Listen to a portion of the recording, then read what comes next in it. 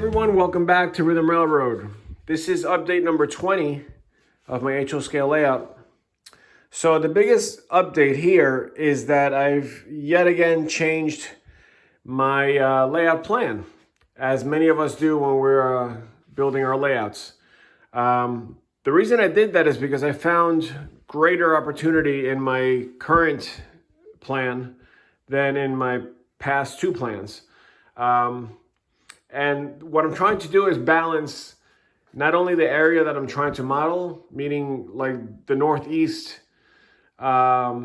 region, but I'm also trying to model a lot of CP and NS, and some Delaware and Hudson. And then also I want to model CSX.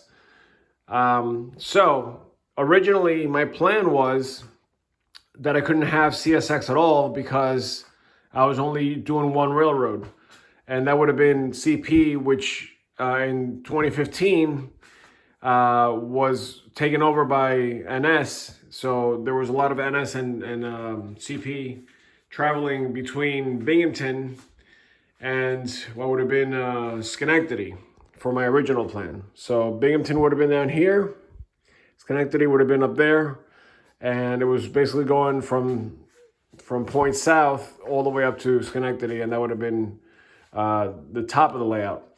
My buddy Lou then recommended adding CSX by modeling Schenectady, which is the one point in New York where CSX actually crosses over CP. So that's what I did here. I basically took this benchwork here and lowered it to create this this crossing point between CP, which is where you see the train right here, and CSX, which would be the double main line going up and over to the main level here, the main benchwork. So basically, what's going to happen is in the second update that I made, is that CSX is going to take all of the territory on the main benchwork as a flat layout kind of a situation. And I was very happy with that, and that's basically what I'm going with. The problem is that as I did more research of the area between Schenectady and Binghamton, which by the way flipped my entire layout upside down, because now Schenectady was at the bottom and I would have been traveling south as I went up on my layout, ending up somewhere in Pennsylvania up here. Fine, but as I did more research, I realized that it makes more sense, especially if I want to run a lot of Amtrak, that I went north from Schenectady. The only Amtrak traffic with the line that I'm looking at starts at Schenectady and travels up to Plattsburgh and further. But what I wanted to do is make sure that I could use my main line both for freight and for passenger cars using Amtrak. And that was the perfect opportunity. The more I studied the area between those 2 points, Schenectady and Plattsburgh, I realized there's a lot of opportunity there for me to model what I want. Plus, there's more industry, and there are obviously passenger stations on the way through that. So what that meant was that I didn't have to change this at all. And it made me happy to know that I was actually traveling north as I went up my layout. Because believe it or not, that was kind of messing with my head that I was traveling south as I went up. That's just me. But I like it better this way. And like I said, it just makes more sense. So the reason I've been focusing on this area for my first part of the layout is because you'll notice that there are these signs that I've made. And that's basically for me to visualize things more, since I'm kind of like fairly new at this area between Schenectady and Plattsburgh. So this is just basically me putting these signs up here and letting my own mind kind of like visualize what would be, for example, in Fort Edward. I did a lot of research about that area through Google Maps and Google Earth, and I realized that there's a big cement plant There's a coal plant. There's a tissue company. There's a big paper mill there. So, for example, that would be perfect for this area here. Not only because it's kind of in the middle of the layout, but it's also in the middle of that stretch of track that I'm modeling. And this I plan to make a very industrial area anyway. So, you know, this would have been perfect for Fort Edward. With the same concept in mind, Schenectady still is going to be down here because this is where CSX and CP are going to basically be seen near each other.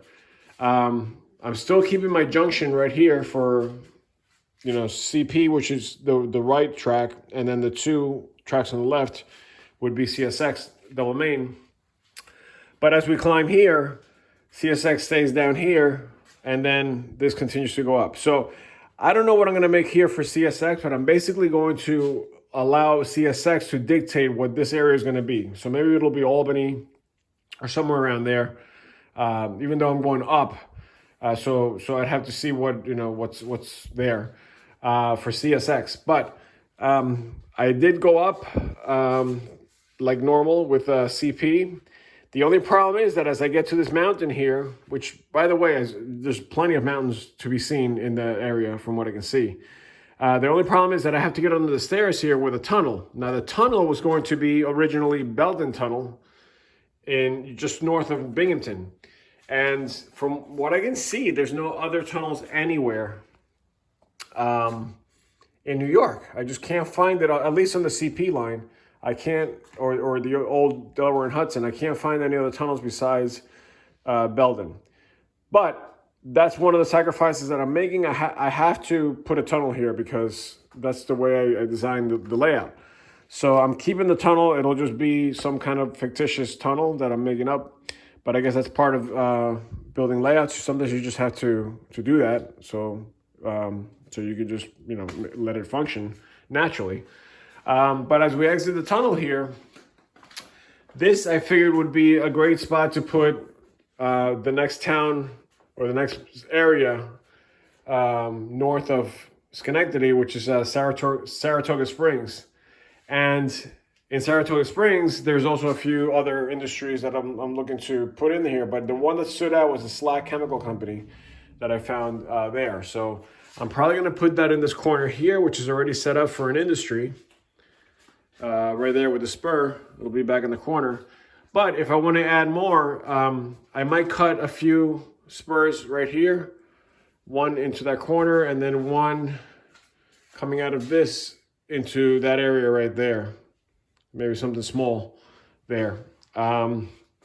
Moving on, this is the area where I always speak about keeping it real close to the wall, because of the staircase being right here. I don't want to put the scenery too far into the hallway and potentially, you know, knock something over or upset my wife if she's coming down with laundry or whatever it is.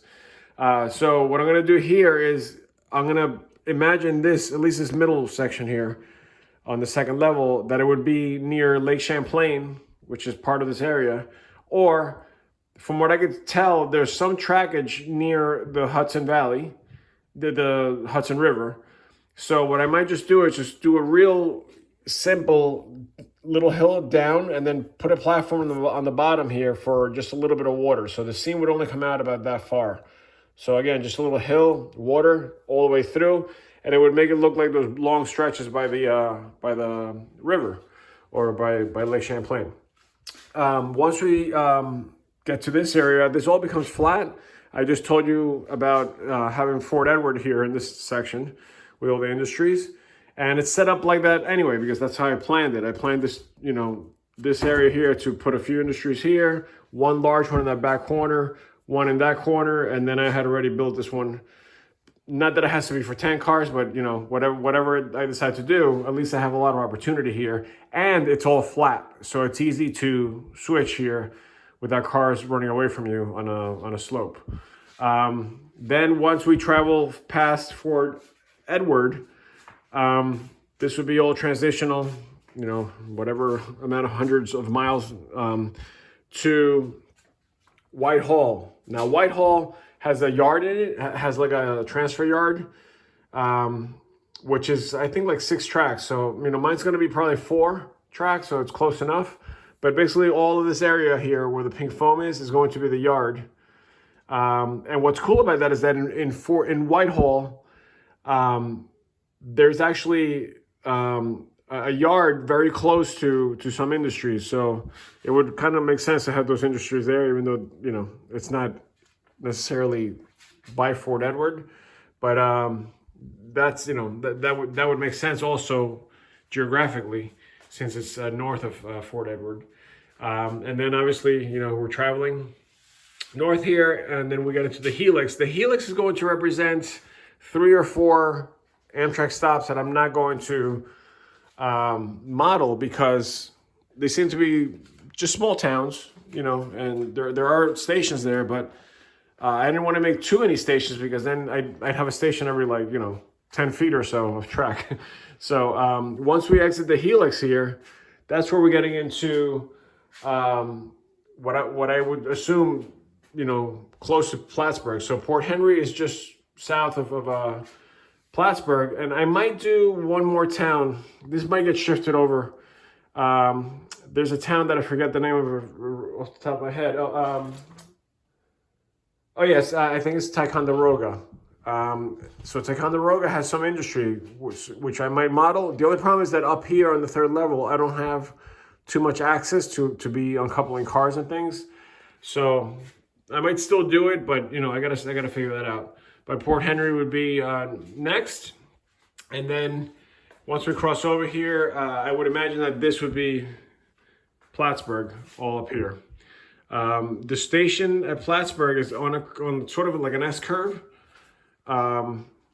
So I might put the station either back there, or maybe a little past this area here, like over here where we have this like S curve type thing. I might plop it up here, or maybe in this back corner here. I'm not sure.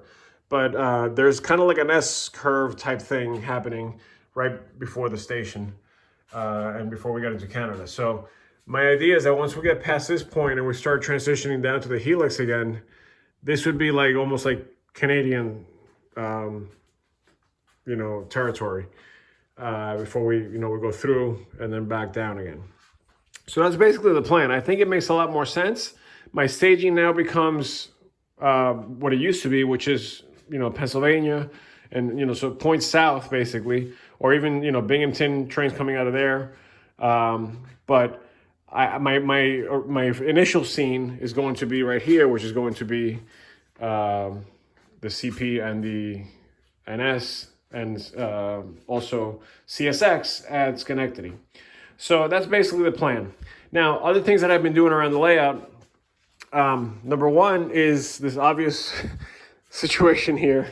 Actually, I just put this plaster cloth down about an hour ago. I'm just letting it dry now, but I ran out, so that's why you see like holes and stuff. I'm waiting on a few more rolls from Amazon to come in tomorrow, I think. So I basically I cut the fascia to shape. I use this metallic screen, which I've done in the past. I like the way this comes out because it gives you a lot of contour and it's very malleable, but it holds its shape just enough to get your plaster cloth in. And then the only bad thing is that you have to go a little thick on the plaster cloth. You have to do a few layers. And then I also put a layer of actual plaster on top to really make a mold, because this stuff is flexible. So even though it holds its shape, you don't want just a little thin piece of plaster, because all you got to do is poke it and it'll crack. But even just like an hour, you can see that it's holding its shape nicely. This is actually pretty hard already, and it's still wet.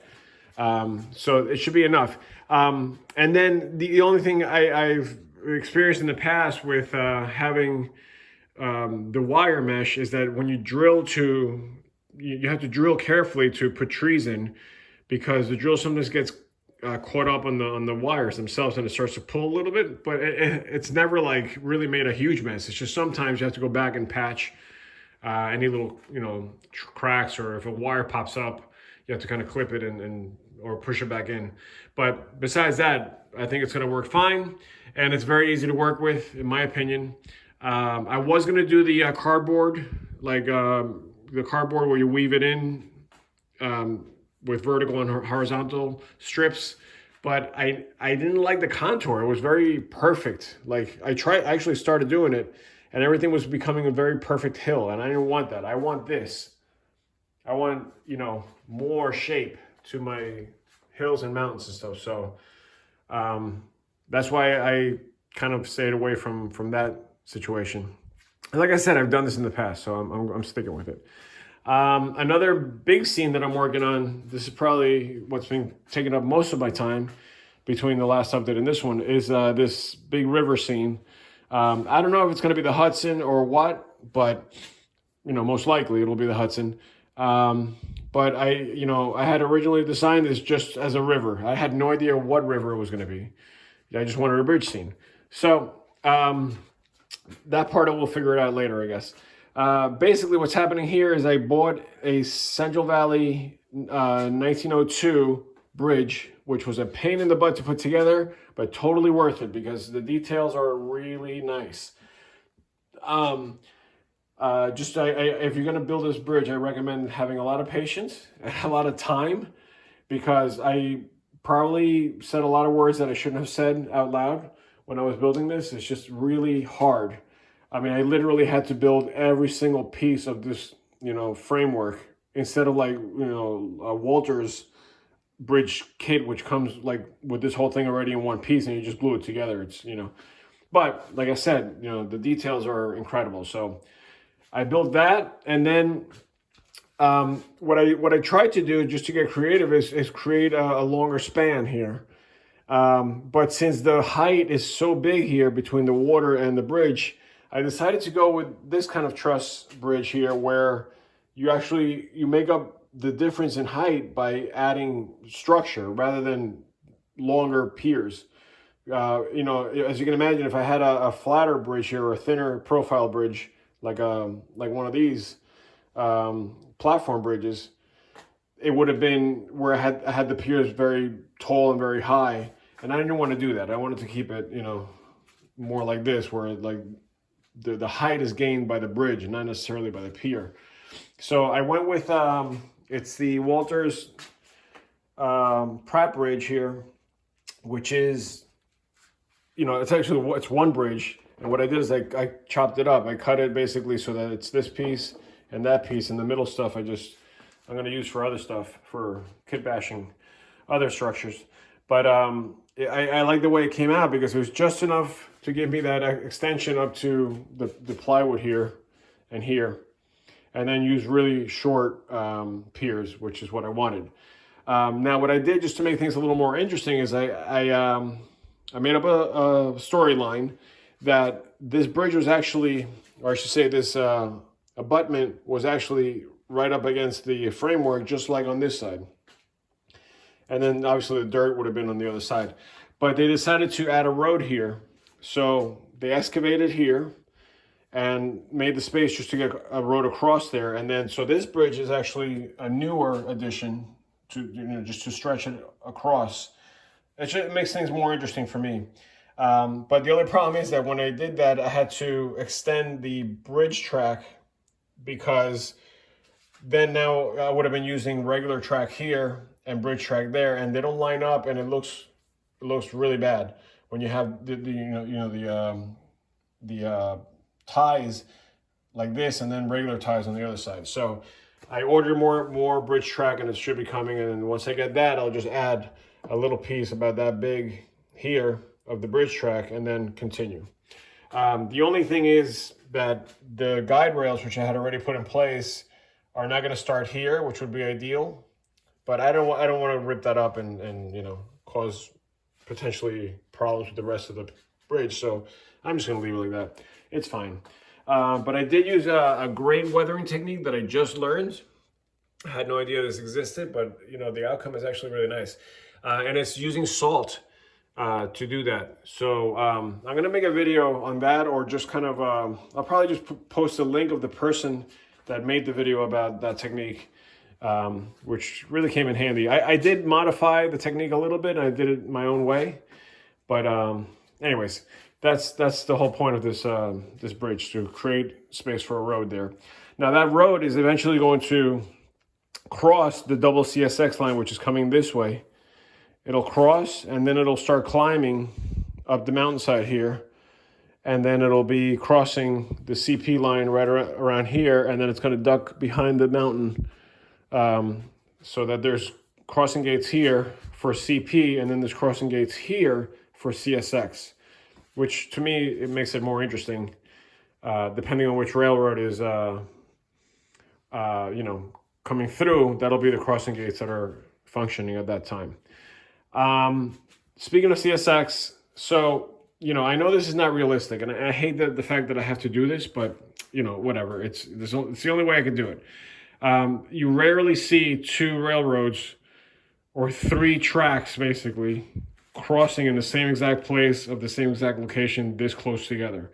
It's not very realistic, at least from what I've seen, but it's the only way for me to get everything to function on this layout in this room. So I'm going with it. So what I'm going to do is I'm going to cross the CSX double main line this way. Like I said, I'm going to be using these Walters just deck girder bridge type things. These are 90-foot bridges. So one's going to sit here, approximately here, and the next one's going to make it all the way across. I'm going to just extend the earth over so that there's only two sections.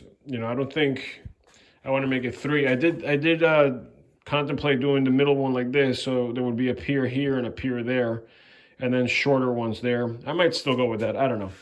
But the one thing I am going to try to do is make it visually more interesting and a little bit more realistic by, instead of doing it perfectly straight and parallel to this one, I'm going to try to change the angle on this a little bit so that it looks like, nothing is ever like perfectly straight like that in the real world. So I might angle it this way a little bit so that the tracks are, not lined up with that bridge. And then they're actually gonna, come in this way and then that way. So I'm gonna extend all this bench work out a little bit to allow for that. So this piece of plywood, which is the original path, I'm gonna have to shift it over to adapt that situation. But yeah, anyways, there's a lot I have to talk about with this bridge, with the way I made the piers and everything that went into it, but I'm gonna make a separate video for that. Otherwise, this video is gonna be way too long. I did acquire some new rolling stock, which I'm excited about. The one is this runner pack of CSX Bethgon coal cars, which are really nice. The only thing is that these are Walters, and they're like an older set. I found them in great condition, so I went for it. But the only thing that was terrible, I mean terrible, were the couplers. So I switched all of them out to KD5s, and they look great and they function great. I mean, as far as rolling and everything else and the details and everything is great. But I did start weathering, so this is the first one I did, and I love the way this came out. I basically just used paints and chalks or powders, whichever way you want to call it, to create this like very dirty, coal type stained vehicle with a lot of fading from sitting in the sun, and there's just some like rust here and there. So you can see that there's a huge difference between that, which looks like a toy, and this. So I just gotta do all of them, which is gonna take a while, but at least I know what I'm doing to make them look better, or at least the way I like to have my cars weathered in this kind of situation. So that's that. I did acquire some tank cars and a few other things as well.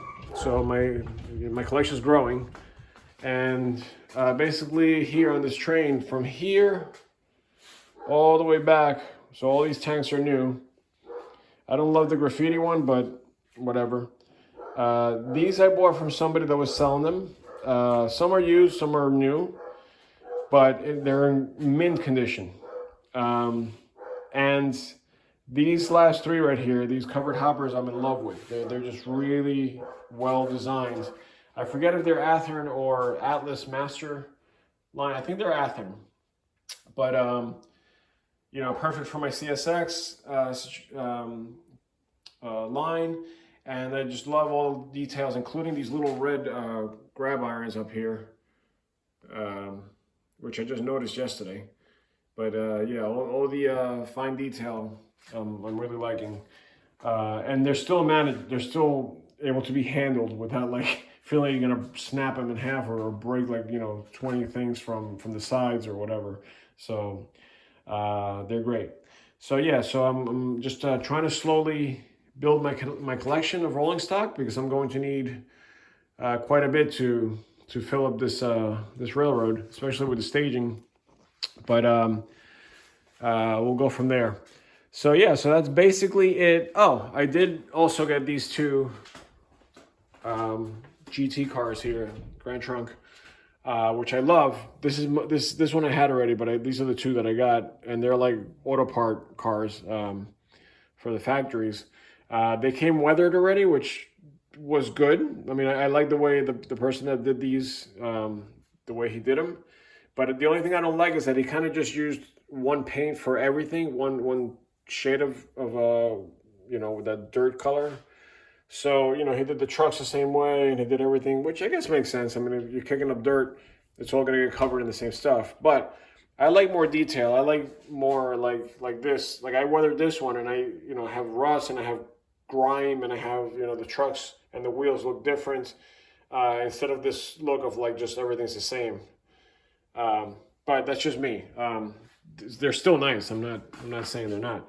But at least I have something to start with, and I could always modify, you know, some of the little details that I like to add in with my weathering. So yeah, so that's it basically for my update. I am working on these side panels for the tunnel, like I showed you before, and they're basically just the same material that I used for the fascia.